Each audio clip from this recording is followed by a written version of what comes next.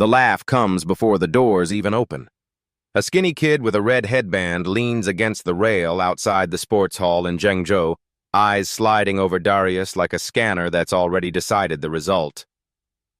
"Hollywood Shaolin," he says in English to make sure it lands. A few heads turn. Someone snickers. Darius pretends not to hear. He flattens his palm against the cool metal of the door and feels his own pulse through it. One breath in, one breath out. He's 20. He's trained for this, and he didn't fly halfway around the world to narrate somebody else's smallness. Inside, the sports hall hums like a beehive. Rubber soles squeak on the polished floor. A wooden drum thuds twice. On the big screen, Youth National Wushu Invitational scrolls in electric blue. Darius stands out, tall, dark-skinned, hair braided neat and tied at the nape. The Academy's warm-up jacket sits on his shoulders. When a volunteer gestures for him to remove his hoodie underneath, he does, and the air presses cooler against his back. If you've ever walked into a room and felt every eye measuring you against a rumor, you know this feeling. It's not fear, it's friction. Darius has learned to move through it like water finding the lowest path. He hands over his passport to a volunteer in a blue vest. She studies it, then studies him, then sets it beside her clipboard instead of on the stack with everyone else's. "Wait," she says, calling softly to a supervisor. The line behind him stalls. The drum thuds again, bored or impatient. It's hard to tell. The supervisor arrives with silver hair at his temples and the efficient stare of a man who has stamped more forms than most people will read in a lifetime. He checks the photo, the Academy letter, Darius's face, as if overlaying one transparency on another. "Athlete?" he asks in careful English. "Yes, sir," Darius replies. The stamp comes down twice, once like an approval and once like an apology. The papers slide back. "Good luck," the supervisor says, unexpectedly human, and the line clicks into motion again. Relief moves through Darius. He thanks the volunteer in Mandarin. She startles at his accent, then half smiles. Something brittle loosens in her face. Grace arrives like that here. He finds a spot on a bench to rewrap his wrists. Under his gloves, he wears his father's old hand wraps, soft as flannel and frayed at the edges. Before Darius left Cleveland, his dad tied those strips around his wrists and said, "The world can't teach with kindness every day. Don't wait for it. Learn anyway." It didn't begin with the plane ticket. It began with a VCR in a cramped kitchen when he was 8. On the TV, a monk moved. Darius tried to copy the stance on the linoleum, slipping in his socks until his mother laughed and fetched a towel to steady his feet. He learned a few forms from videos, then more at the community center. Mr. Chan spoke little and corrected much. Horse stance until the thighs shook. A broomstick across forearms. He went home sweating through a thrift store t-shirt that said Eagles basketball, though he had never played on any team. He trained in a church basement while a basketball thudded in the gym above. He counted in Cantonese before he could order dumplings in Mandarin. He mopped the floor to earn extra practice time. When the acceptance email arrived from an academy in Henan, he stared until the pixels went soft. Extra shifts at the garage paid for a narrow bed in a drafty dorm and a ticket. China met him with cold air and the smell of fried dough at dawn. The academy walls were painted red, fading where hands had pushed the gate for years. In the courtyard, chalk lines and scuff marks told stories about 1,000 mornings. Sifu Liang walked the rows with a bamboo pointer and a scarf tucked into his collar. He was wiry and ageless. He spoke fast in Mandarin, but Darius learned by watching. Stand lower. Breathe quieter. Relax the shoulders before they tightened. Not everyone said yes. A tall student named Gao smirked when Darius bowed and introduced himself with careful tones. "Movie style," Gao said in English, performing for the boys behind him. They laughed. Darius felt the heat rise and let it run through him. He dropped into stance and started from the beginning. He stayed until the boys drifted away because there's no arguing with a body at work. Bias wasn't a storm. It was a draft. On buses, the seat beside him stayed empty.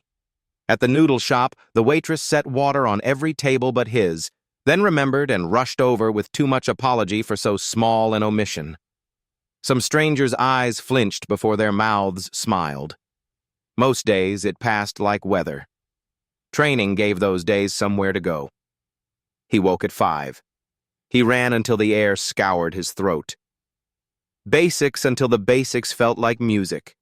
On a good morning, the courtyard was a page, and the forms wrote themselves through him. On a bad morning, he tripped over his own timing and started again. When the academy posted the list for the invitational, the paper crackled under the pushpin. Darius waited until the crowd thinned, leaned in, and read his name printed clean among the others. He steadied himself against the wall, then texted his mother. She answered with a string of hearts. Do what you came to do. Registration day felt like a school assembly, and a storm drill rolled into one. Volunteers wore vests. Judges conferred. A cameraman panned across the warm-up area, and Darius's face appeared for a heartbeat on the big screen, so large it embarrassed him. He focused on the stretch along his ribs. He won't let his chest shrink to match anyone's expectation. Still, small cuts find you. At the sink in the bathroom, a competitor with a shaved head asked in Mandarin, "You sure you are in the right place?" The words might have been curiosity, but the tilt of the chin wasn't. Darius rinsed his mouthguard, met the man's eyes in the mirror, and answered in the same language, careful, respectful. "I trained for this place." The man stepped aside as if something had been straightened that didn't look crooked until it was. Back on the floor, a ring marshal with a clipboard sent him to warm up mat 3. He knelt, pressed both fists to the mat, and let the noise slide to the edges of his hearing. He moved through a section of long fist, precise, no theatrics. Inside, something clicked like a latch. Breath, root, listen. He had written those words on a sticky note and tucked it behind his phone case. He touched the case and felt steadier. A girl from another academy practiced a fan routine nearby, metal slats snapping open and shut like a heartbeat. Darius bowed when she finished. She bowed back, eyes quick and curious, no flinch, no extra smile. That straightness felt like a gift. The PA announced age divisions. Names rolled through the air. The boy with the red headband did a series of kicks, dropping into the splits and popping up fast. His friends whooped. Darius didn't look. He stretched his wrists. He listened for the deeper rhythm under the surface noise, the drum, the judge's hand, the hush before each routine. He could almost feel Cleveland under his feet. Sifu Liang crossed the floor like wind around a rock and paused beside Darius without looking directly at him. 2 breaths, he said in Mandarin, as if discussing the weather. It was an old cue. 2 breaths is enough to widen the world. The ring marshal called his group to the staging area. The mat smelled like new shoes and chlorine. A judge with rimless glasses tapped a pen twice and looked up, face unreadable as a closed book. Darius filed into line. The room seemed to lean toward the corner where he stood. Maybe that was just nerves. Maybe people were curious. Curiosity and contempt look the same until you teach them a difference. He wasn't angry. Anger would have made everything narrow and hot. What he felt was weight, the weight of 1,000 small doubts he had carried farther than they deserved. He eyed the chalk line where his toes would go. He thought of Mr. Chan's warning, "Don't dance for the mirror." He thought of his dad's hands, rough, careful, wrapping the cloth. He thought of his mother at the hospital on her break, face lit by a phone screen. The marshal raised a hand. "Next!" Darius stepped forward. The floor felt steady, like a promise kept. The hall inhaled as one organism, strangers, teammates, rivals, judges, tourists, and the boy with the headband. For a heartbeat, it was quiet enough to hear the faint rattle of a loose banner high in the rafters. Maybe you've been here too. A moment that is ordinary for everyone else and enormous for you. The air tastes sharp. Your hands hold your history, your legs your future. You don't know if the room wants you to fail or to surprise it. Both want the same thing, a reason to watch. He closed his eyes long enough for the first breath. He opened them for the second. When he exhaled, his shoulders eased down, his jaw unlocked, and the muscle under his right shoulder blade released its pinch. The judge's hand lifted. A drum called from somewhere unseen. Darius's foot found the start mark, and the gong sounded. The gong strikes, and Darius's body answers before his mind does. Heel roots, hips unwind, spine stretches like a drawn bow. The first stance lands low and quiet, the kind that tells judges you came to speak, not shout. He hears the crowd the way you hear rain from inside a room, present, rhythmic, not in control of your hands. Long fist opens in him like a window. Back fist, spiral, sink, breathe. A turn nearly grazes the tape. He lets his breath widen, smooths the edge, and draws the next line clean. He avoids the trap of chasing applause. A cough from the bleachers lands right on his shout. A snicker tries to dent his timing. He lets both pass like wind through reeds. Midway, the ghost of old shoulder pain taps him. He answers by slowing a beat, letting the momentum pour into the floor instead of into noise. When he bows out, there's a heartbeat of silence, then measured claps. Not dismissal, not thunder, weather that might shift. He walks off feeling steadier, not because he dazzled anyone, but because he refused to shrink his movement to fit a gaze that did not know him yet, and the refusal itself felt like a muscle he had finally learned to flex. Back on the bench, he rewraps the frayed hand wraps his father tied on him in Cleveland. Lynn, the girl with the metal fan, nods at him. "Nice rooting," she says in Mandarin, naming his stance, not his flash. That specificity steadies him. Scores flicker. Solid. Respectable. A lane to advance. Coach Zhao chews gum like it owes him money. "You're in," he says. "Next is staff. Smart hands." Staff is where Darius learned length. In Henan, white ash poles taught him how to let power travel without leaking anger along the route. In Cleveland, his father used a broom handle to show him how not to get pressed into chain link. He retrieves his pole, wipes the tip with a towel the way Sifu Liang does, and tests the flex. Gao passes close enough to fog the air with cologne. "Don't hit yourself, Hollywood," he murmurs. Darius doesn't nibble the bait. Breath, root, listen. A monk spade routine earns whistles. Darius notes footwork, not noise. His turn. He steps out with the staff vertical, taps it soft to the mat like knocking before entering. Then sentences. A circle that turns a corner, a thrust that stops without tremble, a spin close enough to split the air by his ear. 3 times, a laugh tries to shove a shoulder into his rhythm. The pole demands more attention than heckling does. When he finishes, the clap warms, cautious respect blooming around suspicion. "Better," Zhao says. "Left hand. Trust it." Translation: "Stop strangling the grip." At lunch, winter sun lifts steam from noodle stalls. The street smells like star anise, chili oil, and engine heat. An old man sells candied hawthorns from a stick. Scooters whisper by with their baskets full of parcels. Darius eats jianbing on a low wall so his legs don't stiffen. Lynn offers tea from a dented thermos. "Tall judge with glasses is Wen," she says. "Strict but fair. Middle judge Liu loves volume. The old one, Ruin, listens like a poet." Darius stores the names like weather reports. Afternoon brings a surprise, a light contact Sanda exhibition. Zhao pats his shoulder. "Smart, not loud," he says. Control gets points. Darius's opponent is the shaved-head man from the bathroom, surname Wang. They touch gloves. First exchange, Darius steps off line, taps the ribs, exits. Second, hips collide, they tangle at the edge. Wang tries to bully him out. Darius drops weight, pivots, and turns a shove into a small trip that plants Wang on the mat without malice. Murmurs shift from curiosity to approval.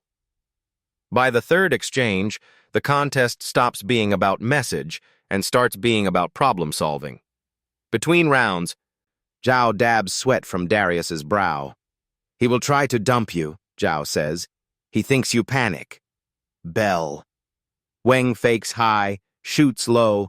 Darius sprawls, hips back, hands on shoulders, light enough to ride, heavy enough to say no. They pummel for inside control, for a beat their foreheads touch, a private truce inside a public argument. Break, flags, point. It ends clean. They bow. Bukuo, Wang says. Not bad. And his mouth quirks as if he likes learning.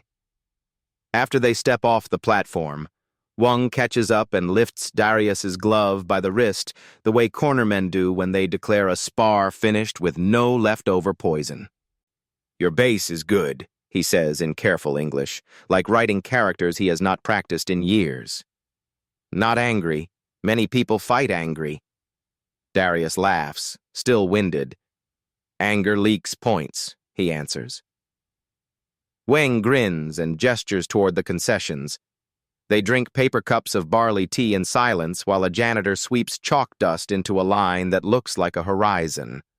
A small boy in a puffy coat peers around his mother's leg, then inches closer and asks, first in Mandarin, then in halting English, if he can take a picture. Darius kneels so they are eye level and holds up 2 fingers without turning it into a performance. The boy mirrors him, solemn, then beams. The mother bows and says, "Good luck." Her voice sounds like a door softly clicking open. Darius's name climbs a notch on the laminated bracket. Gao's stays higher, buoyed by a roaring broadsword routine that had kids in the bleachers spinning ghosts. The boy with the red headband hovers mid-pack, his smirk beginning to look like work. Then the tap on the shoulder. Equipment check, a volunteer says, reading from a phrase card. Random. Zhao's jaw flexes. Random for who? She points to Darius's staff.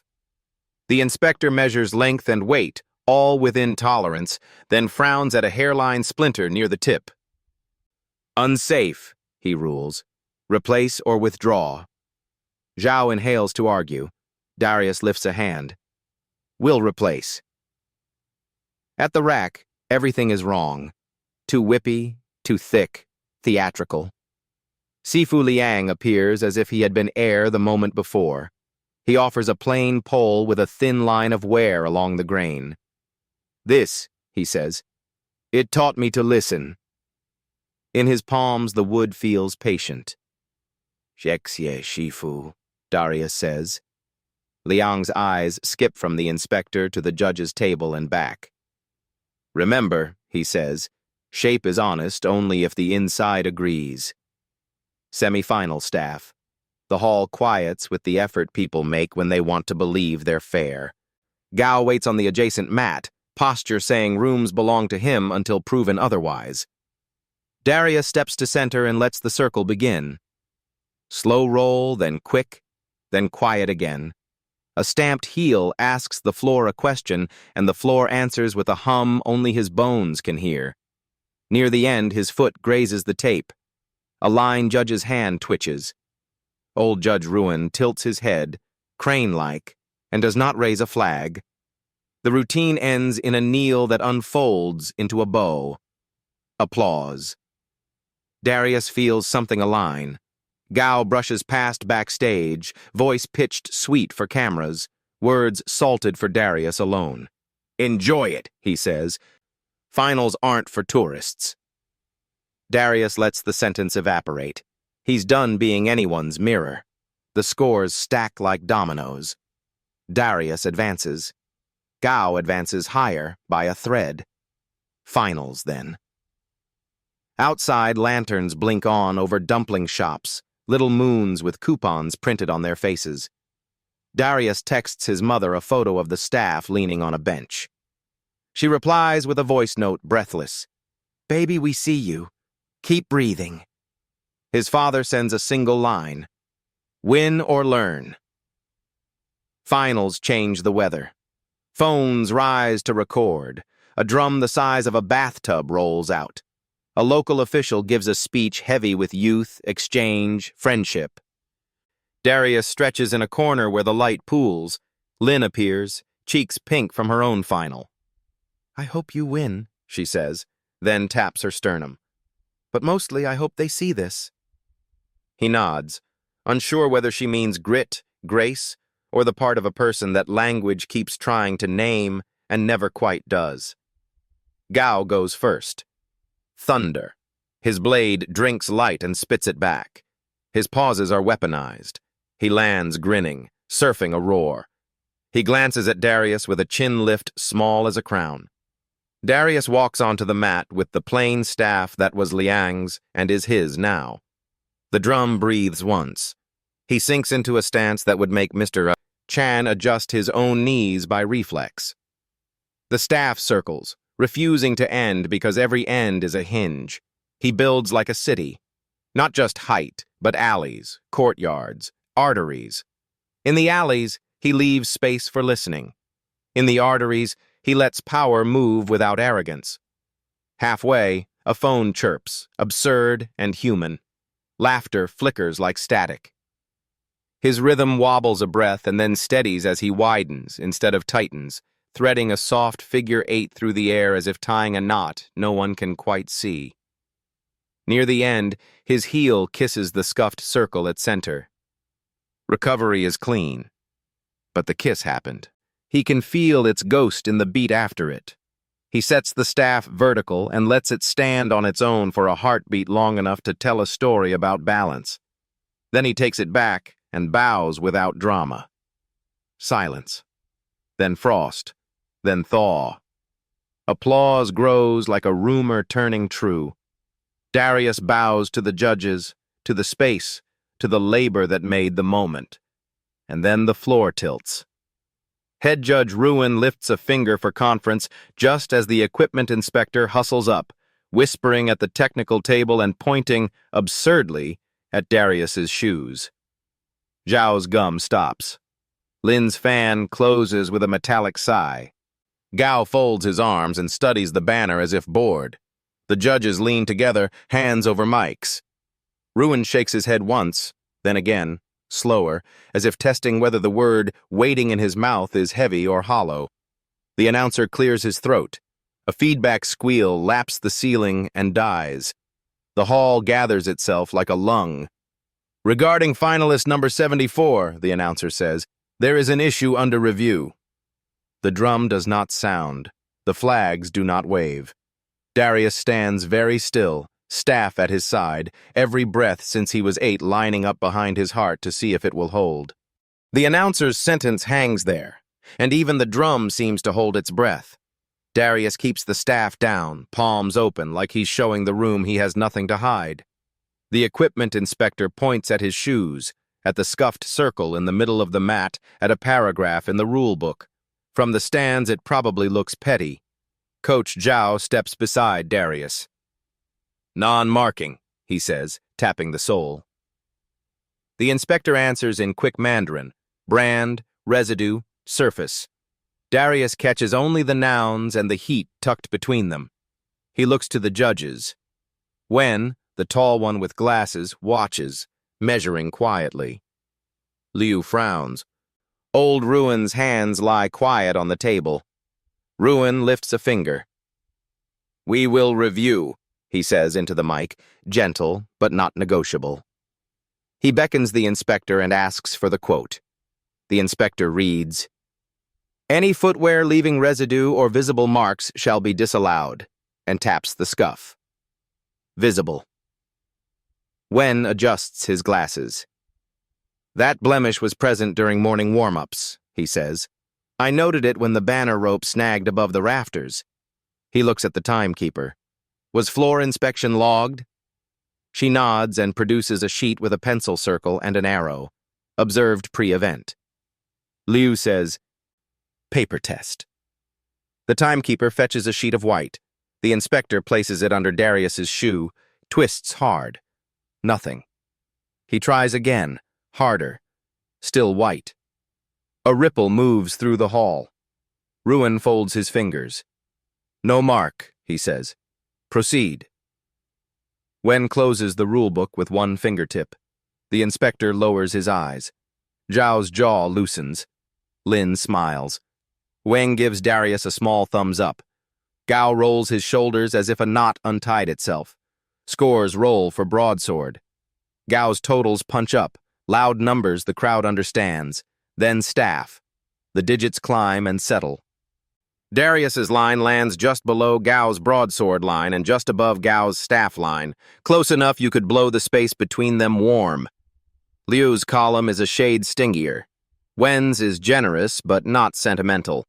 Ruin's sits between like a spine. Finalists to center, the announcer says. Darius and Gao step forward.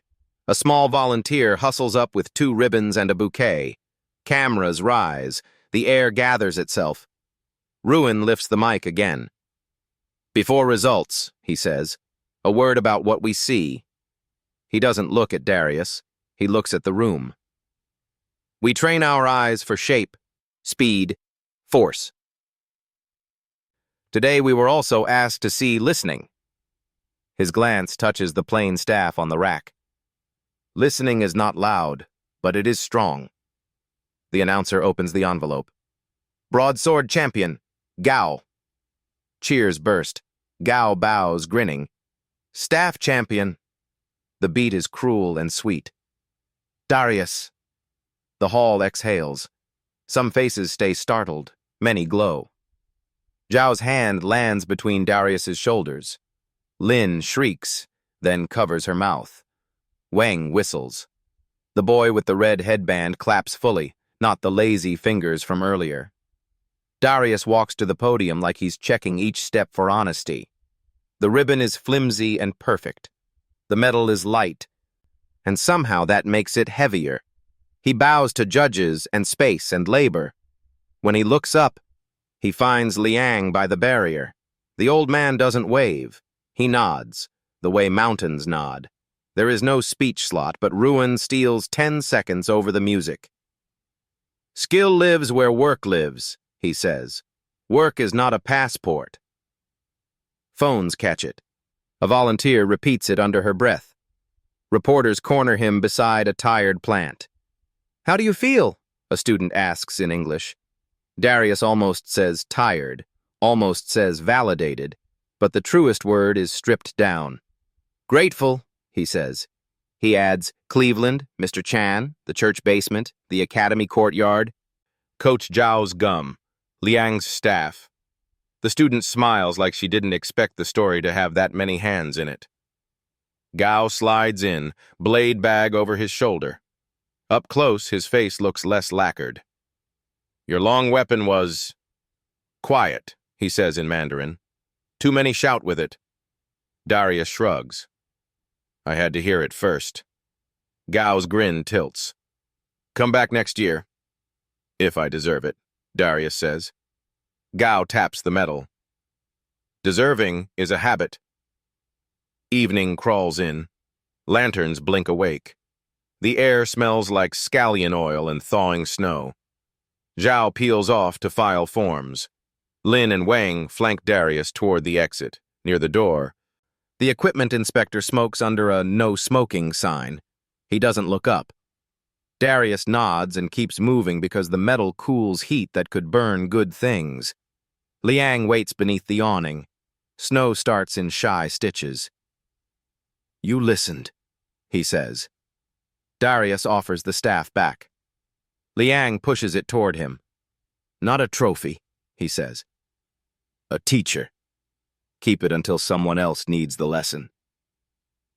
They find a noodle shop lit like a pocket of summer. Steam beads on their faces. Bowls arrive big as helmets. Wang orders everything. Lin eats fast, hiccups, drinks tea. Zhao drops into the seat last and raises his cup. "To listening," he says. He toes Darius's shoe under the table. "And to heels that kissed the center and still told the truth." They clink porcelain. The barley tea tastes like warm bread. Conversation wanders. The TV shows a drama where sisters argue so gently the subtitles miss half of it. The shop owner brings a plate of oranges for champions. 10 minutes later, Gao wanders in, drawn by smell or gravity. He hovers, then slides into a seat. He raises an orange. "Peace?" he says. English, careful. "Peace," Darius answers, and peels. Back at the dorm, the metal ends up looped over the lamp. He texts his mother 3 pictures: podium, staff, soup. Her reply is a river of exclamation points and one sentence that knocks the air from his chest. "You were already enough before today." His father sends a photo of the old broom handle in the garage. Past midnight, he wakes to snow whispering against the window. The courtyard will be white by morning, everything a clean page. He sits up and lets the day replay as textures, paper staying white under the twist, silk ribbon catching on his braid, grit where his heel kissed the circle, steam on his face, the human warmth bigger than the noodles. Fairness, he thinks, is something people practice in public, not a gift handed down. At dawn, he is in the courtyard. Liang is there already, hat low, scarf tucked. "Congratulations were last night," Liang says. "Morning is work." Darius bows and sinks into stance until his thighs hum. Snow dusts his shoulders. The staff makes a soft hiss where powder meets stone. He runs the form slower than in the final, slow enough to feel where impatience still lives. Footsteps crunch. Ruin appears at the gate in a hat with ear flaps. He watches for a minute, then steps inside the chalk line. "May I?" he asks. Darius offers the staff. Ruin moves in a way that looks like handwriting, the old composition for listen. He returns the staff with a nod. "Yesterday," he says, "I almost missed the softest thing." Lin arrives with buns that steam when split. Wang jogs up late and pretends he didn't. Zhao unlocks the equipment shed and tosses Darius a rag. "Wipe it after," he says. "Wood remembers care." Morning becomes what it was before drums and envelopes. Breath, root, listen. By midday, the clip of Ruin's 10 seconds has already traveled. Kids in school jackets practice staff in alleys. A stranger messages Darius a photo of her grandfather watching, thumb over his heart. A cousin in Cleveland texts, "Bro, I see you, Mr. Chan calls the community center and leaves a voicemail the receptionist plays on speaker. His voice is gruff and brief. Evening again. The invitational closes with a small ceremony where ribbons look braver than they are. The official speech curls around youth and exchange and friendship. Ruin doesn't speak. He sits with his hat in his lap and claps like anybody else. When it's over, people drift into the blue cold, carrying gear and leftover nerves. Darius lingers on the mat's edge. He runs fingers over the scuffed circle that started the argument. It isn't going anywhere. Every floor carries old marks into new days. He presses his palm to the spot and feels the chill and the invitation. Wen comes by with a thermos. "For travel," he says. Then, almost awkward, "I hope you keep the quiet." Darius nods. "I'll try." Wen's smile is small and real. Trying is the whole thing. Outside, the city sounds like itself again. Bikes, buses, a suitcase with one squeaky wheel, a hawker calling sesame and cumin. Snow turns to clean slush. Liang walks a little ahead, the way elders do to pretend they aren't watching you. Lin and Wang veer toward the metro, promising to send too many photos. Gao lifts a hand in a wave. Zhao chews new gum and asks, "Train tomorrow?" Darius says yes, because the best answer to a good day is work. And if you're listening, maybe what lingers isn't the medal. Maybe it's the way a room full of strangers practiced fairness until it was true. Maybe it's a kid from Cleveland, a rival with a crooked grin, a judge with old hands, a coach with gum, a friend with a metal fan, an opponent who drinks barley tea, people who made space instead of excuses. Maybe it's the reminder that dignity doesn't ask for permission. It keeps showing up until the room learns its name. Darius looks up. Snow melts off the awning in slow beads. The courtyard waits for the next pair of feet. He will run the form again. He will hand this staff to someone who needs quiet more than a trophy. He will keep breathing in places that forget how broad a breath can be. Thank you for staying with this story. If it moved you, tell me what rang true, what you're still thinking about. Leave your thoughts in the comments. And if you want more stories like this, stories about people who don't audition for belonging, subscribe. We'll keep listening together.